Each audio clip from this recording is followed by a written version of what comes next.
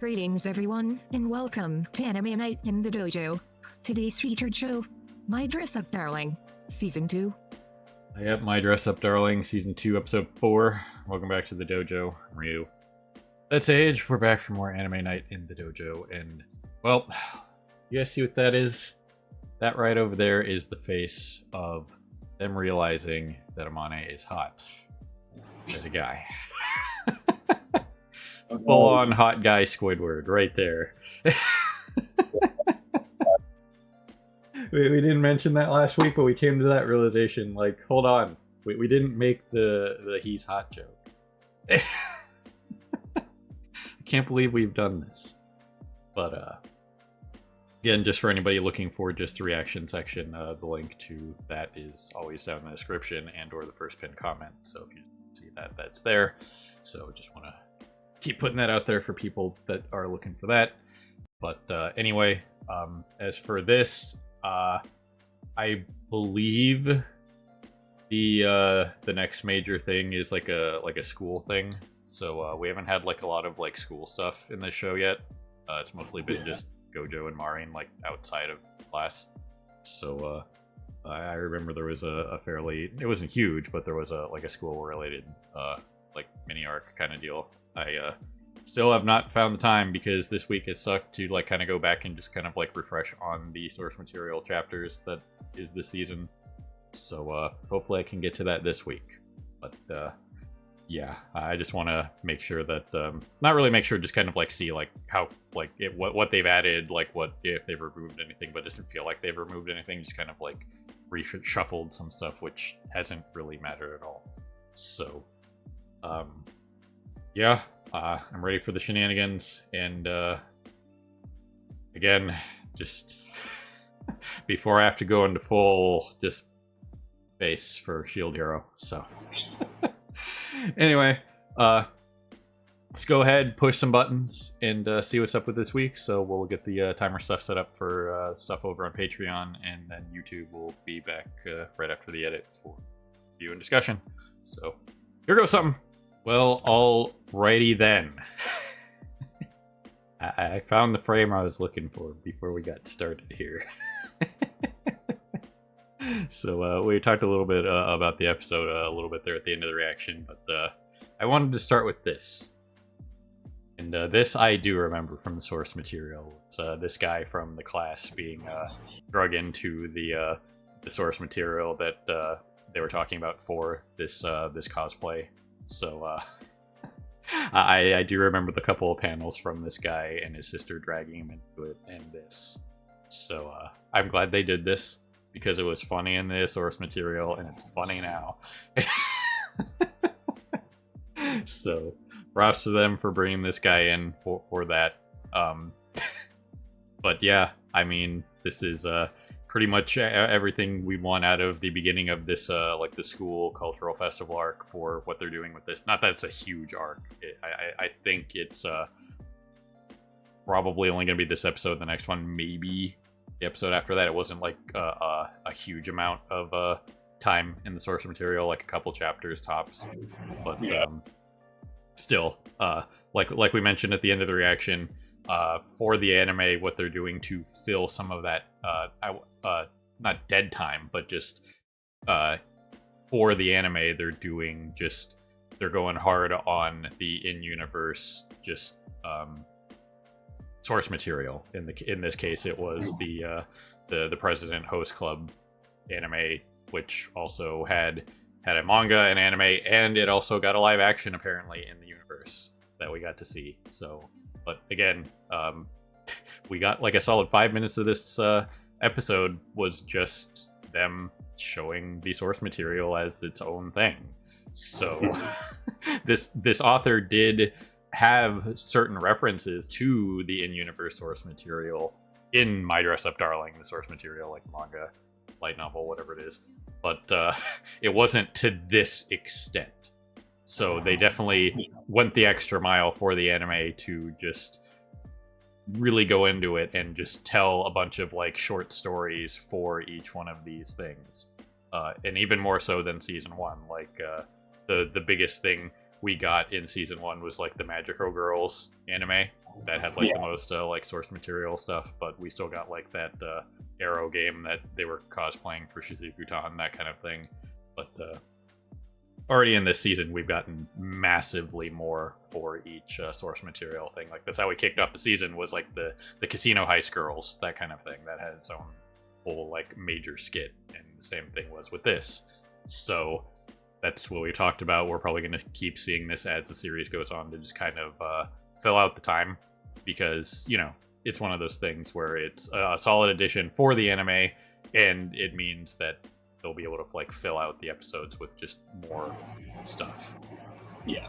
Without having to completely fill it with just because while this series does have a reasonable amount of characters, by the time it gets to like its like final chapters, it's not a huge batch cast of characters. It predominantly revolves around Marian and Goku. So it's one of those things where instead of having to come up with like original stuff for some of like the side characters and stuff like that, they can just do this instead and not have to worry about that kind of thing, because this makes more sense for like a time filler than say like just random nonsense with like the random tertiary characters from the class or whatever. So, yeah, which I mean, they have been doing additional stuff with the characters and whatnot, but that is, yes, considerably more effort to actually pull off. Right. Because that has far more of an effect on the story than just, hey, this is us just showing like the source material for the cosplay. It's way easy. You can just do whatever they want, and it doesn't really matter. So, yeah. It's a solid choice, so I appreciated this one. It had, we were talking about there at the end of the reaction, like Ouran Host Club vibes, a little bit of like Kaguya-sama in there. And the VA for the president here was, it's been a while since we did Tomo-chan, but that VA for the English VA, their voice is very noticeable. Like, I haven't heard that VA in quite a while, and it's like, hey, it's Tomo.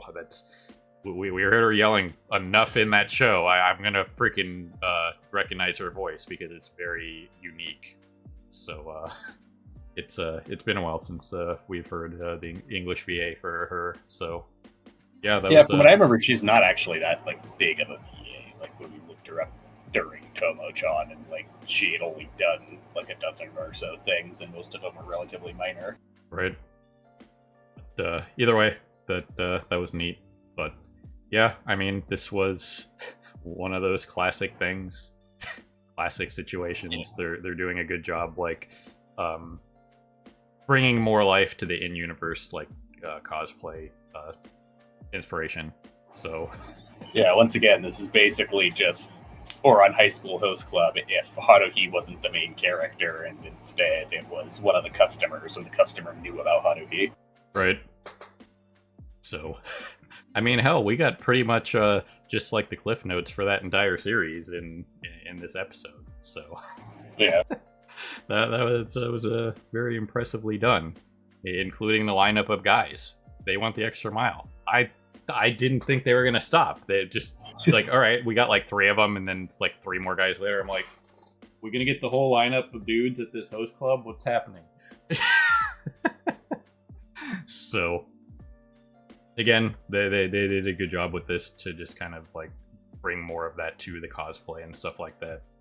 Doing stuff like this, always going to be relevant. It's always correct. We kind of talked about this kind of thing where everything that they're talking about here is correct. It's not like they're just throwing technobabble at the wall. You know what I mean? Yeah. They kind of had like stuff like this. A lot of people like questioned like Food Wars. And while they did have some like sensationalized ingredients in Food Wars and stuff like that, 95% of that show was all accurate to actual cooking. Yeah, as ridiculous as that show was, all the cooking stuff that they talked about was 100% accurate, and I can verify it. So it's one of those things. While I know far less about this kind of thing, like makeup artistry and beauticians and cosplay stuff like that, than I do cooking. I know stuff like this because one of my cousins does this kind of thing.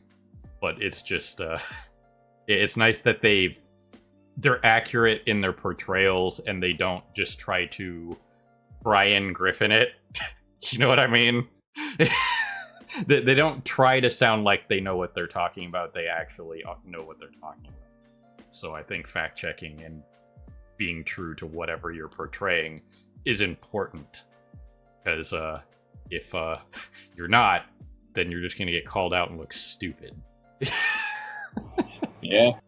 So, but not that any of these things are like overly complicated. These measurements, you know, how suits function, how they're made, stuff like that. It's just obviously a major skill to actually do it. I understand the premise of doing these things, but I certainly wouldn't be able to do it myself. I understand it, but there's no way I could do something like this. Just like, oh yeah, you just follow the instructions and give it to Marion. No, you absolutely blow up in Gojo's face as a class and tell him to go bail her out because she will explode and die on her own. Does anybody remember how they met and what she was looking like in her own singular cosplay for Shizuku-tan? It was basically just a black piece of fabric with holes in it.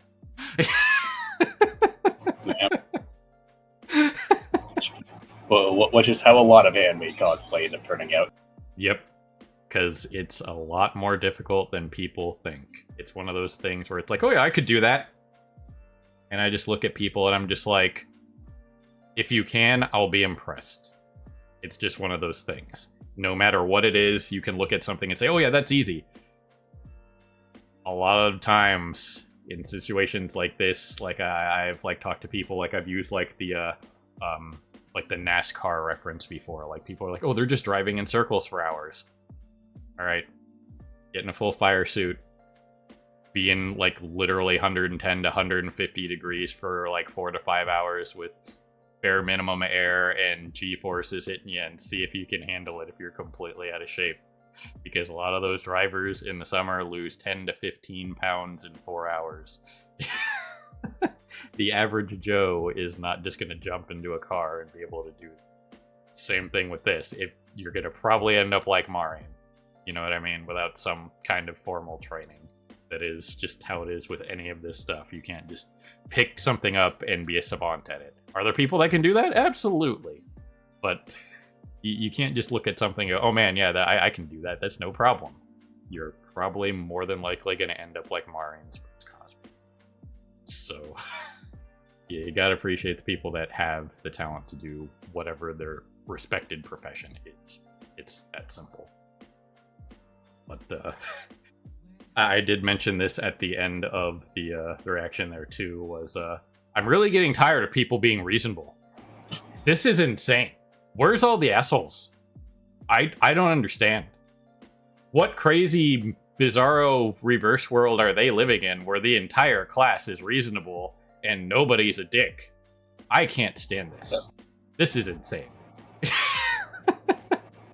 They had to hire all the assholes for this baseball sequel. But yeah, I guess so.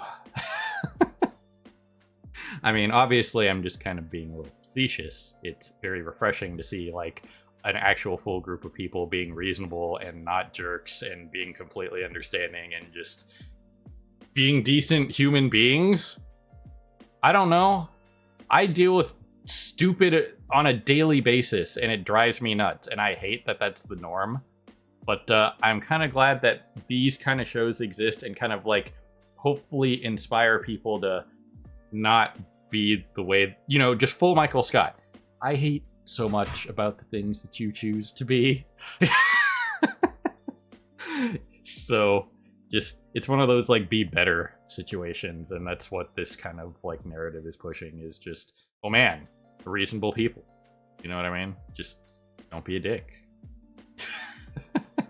So it's kind of like Whiplash from just, once again, from like the Shield Hero stuff that I have to prepare myself for. You know what I also have to prepare myself for? The Crunchyroll player. Because it's been 12 minutes again. That was 11 minutes and 54 seconds that it died on. So it's just one of those things. How dare you have a bunch of reasonable people? I can't believe you've done this. What kind of madman writes a class full of reasonable people? So, either way, another solid episode. You know, the comedy was there. The the more like hyper realistic backgrounds when they got to like the fabric shop guy. Fabric store was there. They're gonna keep doing that, so that's fine. That's just how it is. It's, you just have to take it how it is. And we also got their homeroom teacher, which I don't remember if she was a thing in the source material. Maybe just like a couple panels, but they definitely gave her a personality in this one. And once again, as you guys can see, she showed up. Yeah, as you guys can see right there, one of the suggestions that made the board for something they would do for the cultural festival, which generally speaking you have to do out of your classroom, was roller coaster. I kind of want to see that now.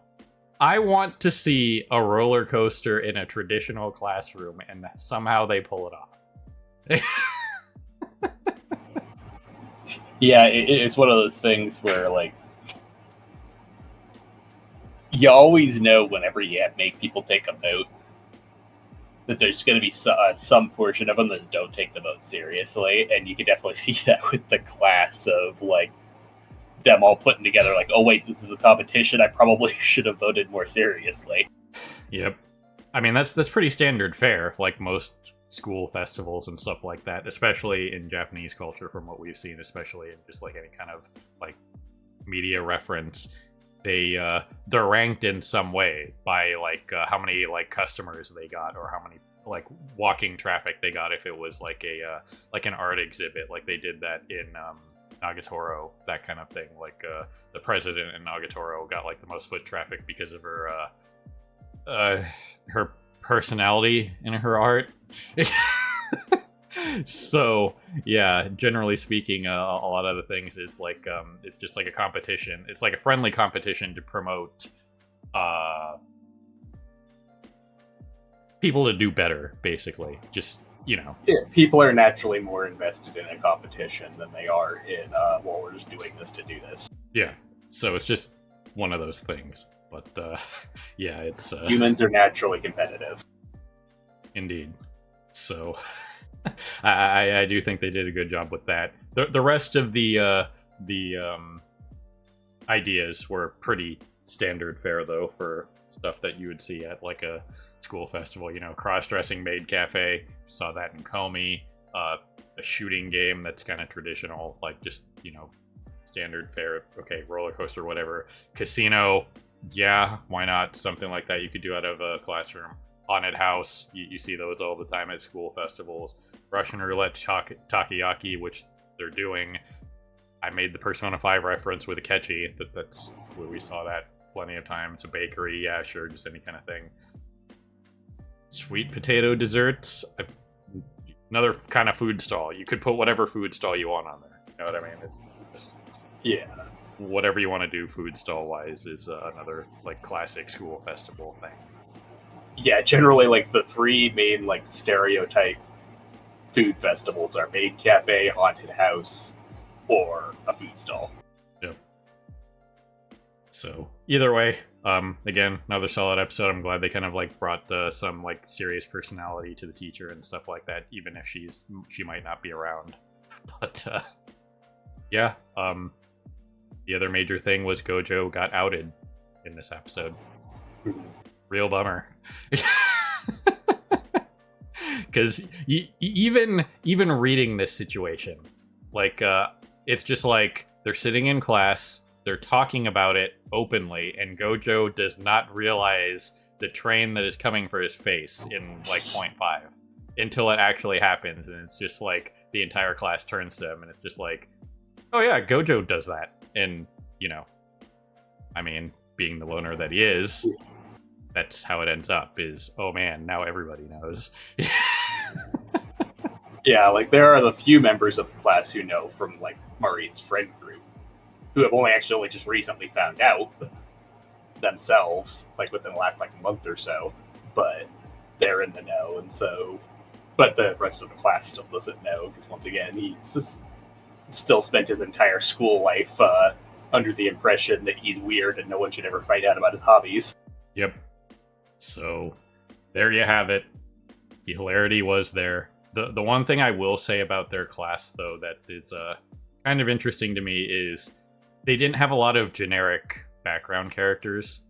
They all have Yeah. fairly unique looks and stuff like that. And interestingly enough, there were more guys with black hair than off-color hair, which you don't see a lot. You know what I mean? Yeah, they, unlike a lot of cases, they actually went out of their way to put actual detail into like every one of the characters. Everyone has like at least somewhat unique of a hairstyle or hair coloring or some sort of distinguishable something that you can tell them apart at a glance. Yep. It's not just like you see like the backdrop and like even you saw it like in the first season, like when they showed the class, it was just very monotone outside of Gojo, Marin, and like Noah here, and then like those other two girls that Marin was hanging out with. The rest of them was very just like typical background characters of just, you know, here's like archetype A, B, and C, and there's like just a bunch of them all over the place. Yeah, which once again, having talked about perspective shenanigans before, I kind of write off as Gojo was never actually paying attention to any of them or seeing who they were really. They were just the background class members that he never really bothered to interact with. Yep. So that's kind of an interesting way to do that, is now that he's becoming more comfortable around people, he's actually able to see people as their own unique selves and not just like a stereotypical background character that's not important. Despite perspectives from certain shows like this, I knew everybody in my class. You know what I mean? From kindergarten all the way through college. You know what I mean? I knew their names. I knew their faces. I didn't like write anybody off, that kind of thing. Even if I didn't interact with them, I knew who they were. You know what I mean? I knew who they were as a glance. I never had the like full background character syndrome for a lot of people. There were plenty of people that I didn't associate with and certainly didn't like. Maybe not plenty, but there are a few. But I still knew who they were. You know what I mean? Yeah, like I, once again, barely did any sort of public schooling. I was homeschooled most of my life, but the couple of times I went to I did go to public school, like particularly high school, I knew pretty much everyone in the class, even though I was more of the like kind of loner, similar to Gojo, mostly because, you know, I didn't really have any experience with public school, and in general was more just kind of like the silent smart kid in the back of the class most of the time, but I still knew pretty much everyone in the class, and most people knew me as the silent smart kid, so I was usually one of the main people they would come to with questions about like the homework or anything like that. Right.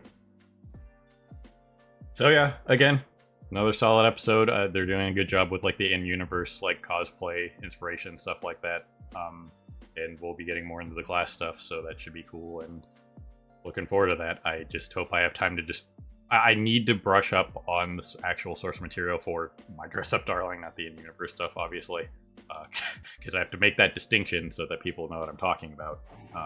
Because it doesn't feel like they're leaving anything out. I just want to like be sure, you know what I mean, like full-on refresher course for the rest of this season. And I'm gonna try to make time this week to just kind of sit down, because I only have to read like 40 chapters. That's only gonna take like a couple hours tops. You know what I mean, like an hour or two. Especially since I don't have to read it, I just kind of got to skim through it and be like, okay, yeah, they did this, you know, whatever. So, either way, that's all I got. You got anything else, Age? I think there was a couple of things I was going to randomly mention about the situation with the thing, their whole, like, voting and shenanigans, like, but the only one I can really kind of it's really kind of coming to my head right now is the fact that, it's once again, it's just in general one of those typical situations of people just not really actually paying attention or trying to figure out things before they vote on it. Because once again, if they actually did care enough prior to voting, they would have probably known that it was going to be a competition, and they probably would have asked about the whole beauty pageant thing, because of all those options that they had to vote on, the cross-dressing maid cafe would have been perfectly on theme. It would have probably netted them a lot more points in the competition. Right.